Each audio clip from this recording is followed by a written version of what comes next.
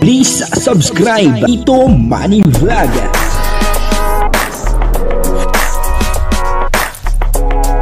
Payagan po si Tito Manny Vlog na mag-reactor para pambiling gamot sa kanya pong karamdaman. Wala man siyang records ng ng awayan.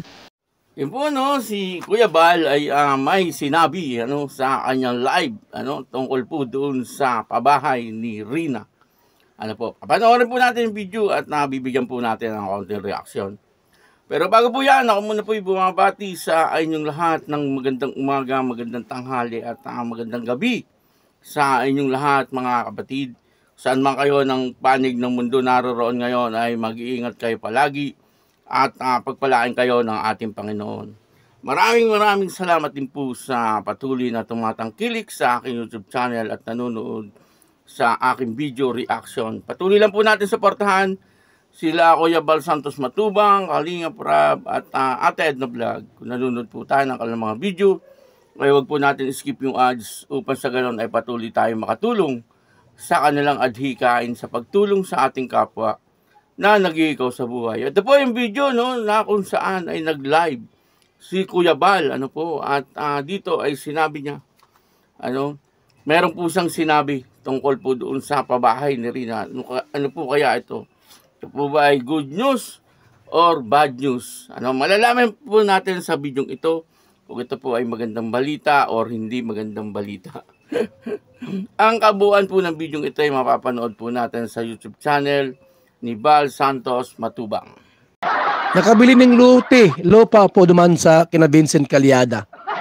Abay, ako po ito'y nagsusuri mga kaibigan at igwa ko ning na Maritisan duman sa malapit sa may Talisay.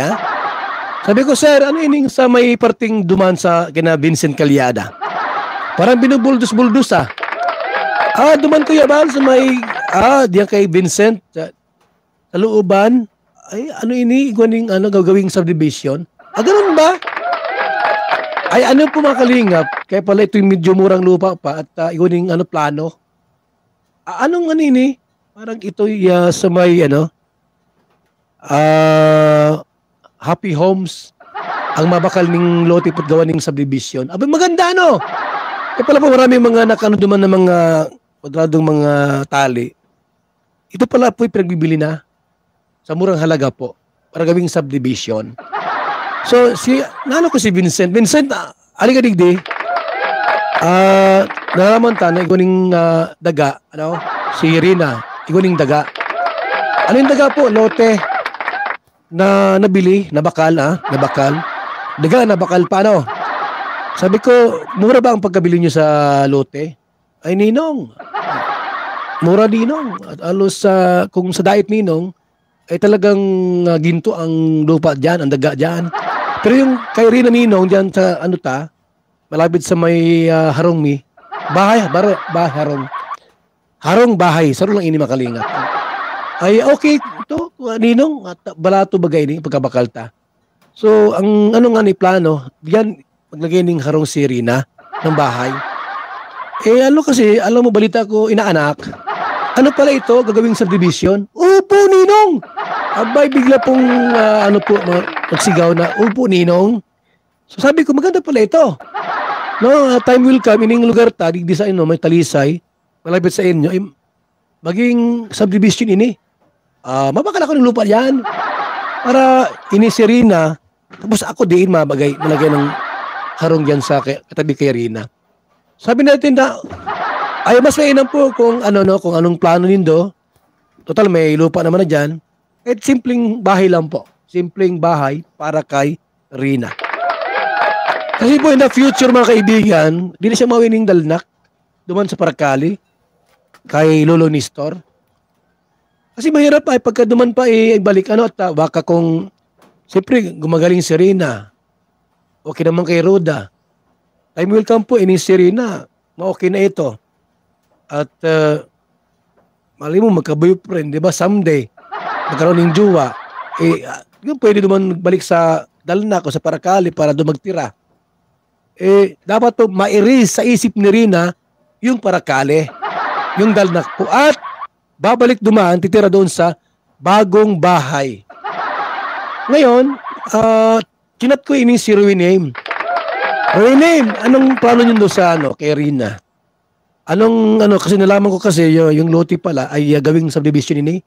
Itong lupa naman kina Rina ang napakalindok, ni Vincent Calyada, ay gawing subdivision.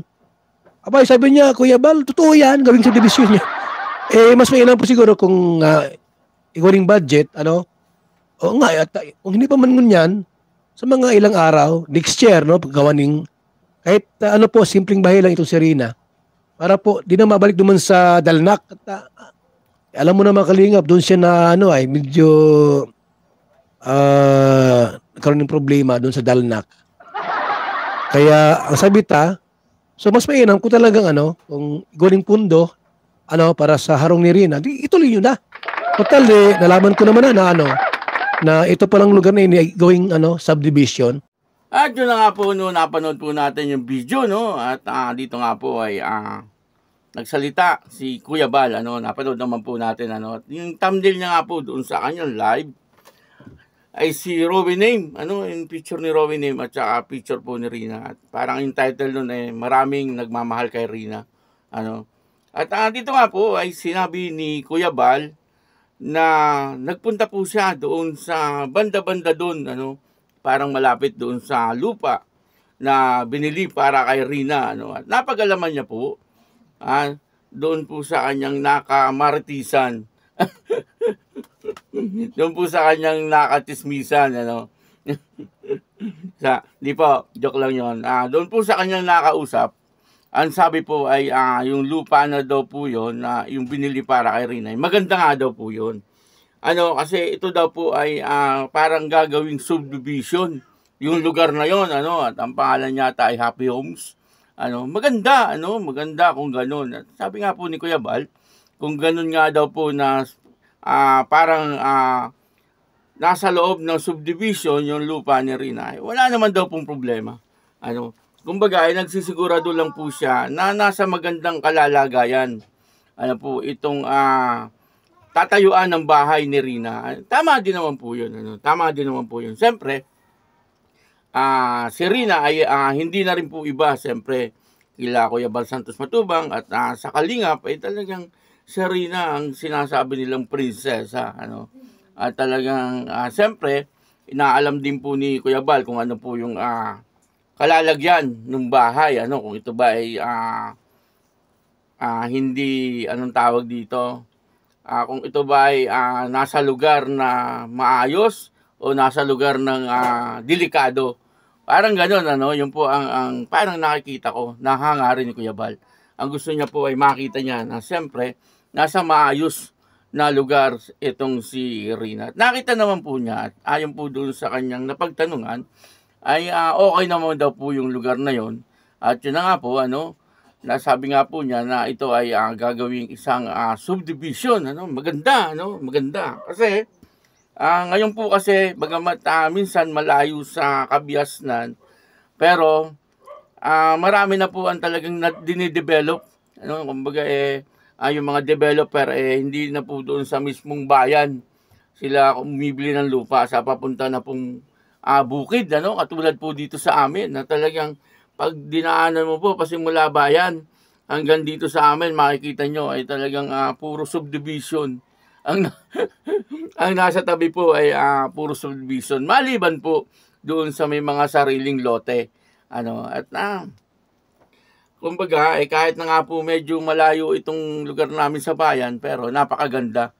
Ganon din po siguro, yung nabiling lupa ng mga sponsor para kay Rina. At sabi nga po ni Kuya Bal, sige daw, go daw, wala naman daw pong problema kasi nakita na nga daw po niya yung lugar na maayos naman po ito.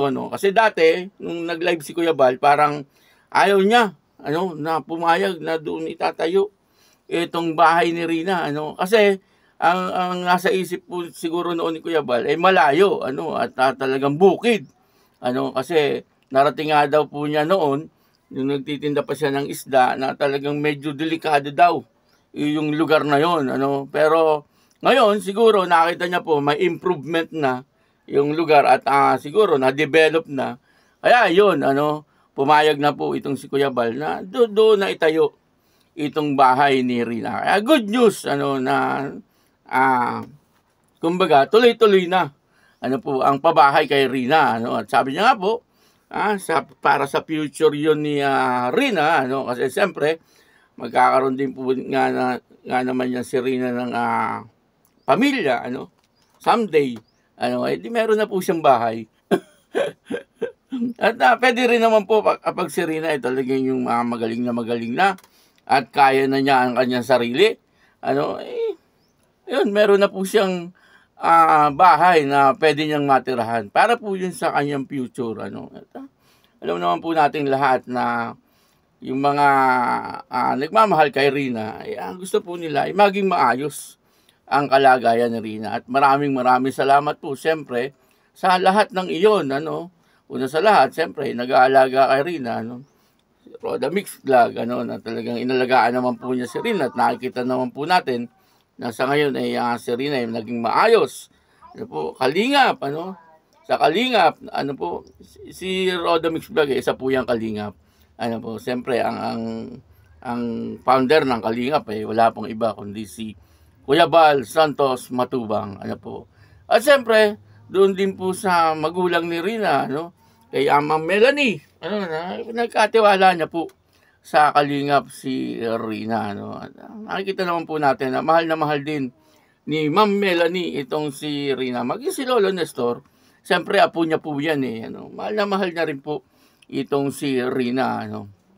At ganun din po siyempre sa mga viewers ni Rina at mga sponsor ni Rina. Talaga namang hindi sila nagsasawa na talagang patuloy na suportahan si Rina.